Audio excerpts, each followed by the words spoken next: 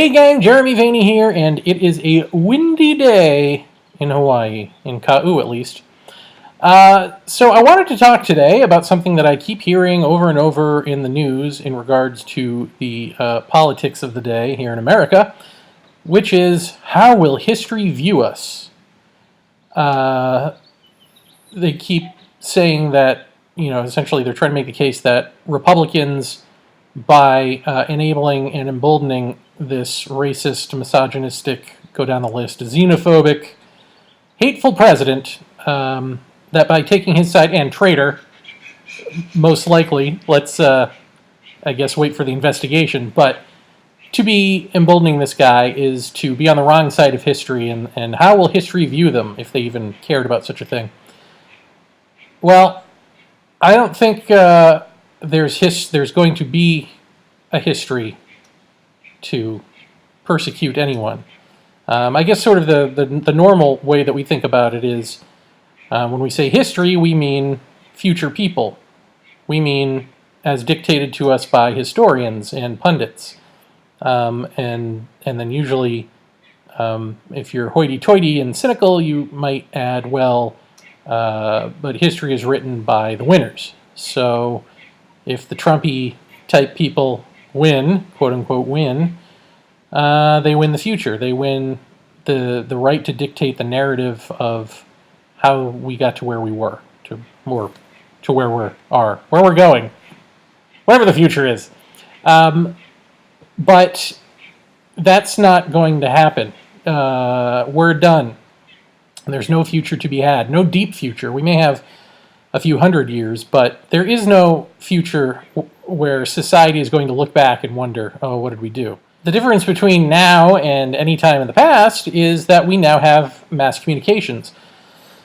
So we have a global sensibility, right? And we have a continuity, thanks to video and audio and computers and on down. We have this continuity that is unshakable. So it's not like in the past where you could write something in a book and it would be even a different language in a different time, or the way Middle English is different from modern English.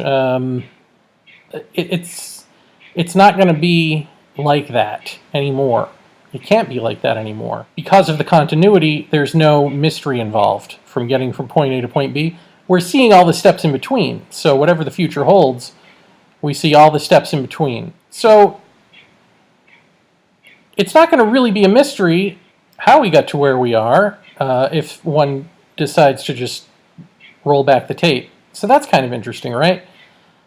But there's another thing going on here, which is because we've got this straight line trajectory going through mass communication and the ability to record things as they occur all around the world, we will simply be growing as extensions of ourselves now, which may or may not evolve according to our fantasy of a better, more enlightened tomorrow. So if we carry on in this trajectory that we're going in,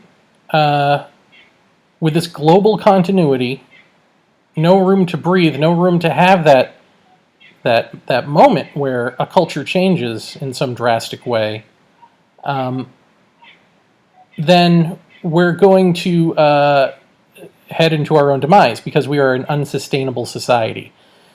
This American empire, this mindset that has grown like a weed or a virus in the world, this me first thing, this selfishness and this separation between man and nature, where nature is going to lose at the whim of man, or win at the whim of man. But if it's at the whim of man, then nature always loses because he can just change his mind, right? So the patriarchal thing, the selfish thing, the whole kit and caboodle of modern Western society, colonialism, capitalism, all the isms have got to go. If they continue on into the future, there ain't going to be a future, right? We all see this. We all see that we can't keep digging up oil and destroying, nature by calling it a resource, and then just draining Earth dry. I mean, we can't keep doing this, or we die. It's that simple. So that's option number one for our future. Not much future there. A few hundred years, don't care about global climate change, done. Right?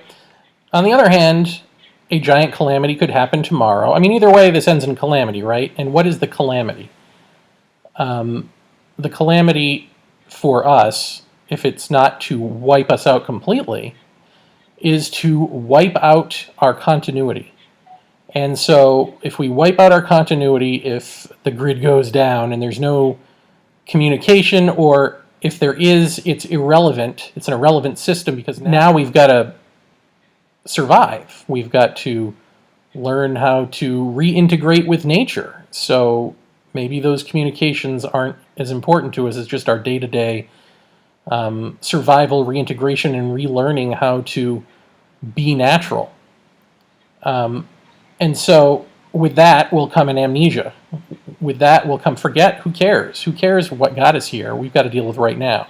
It brings us into the urgency of now, not necessarily in a happy, fun, spiritual way so much as in a apocalyptic, oh my God kind of way.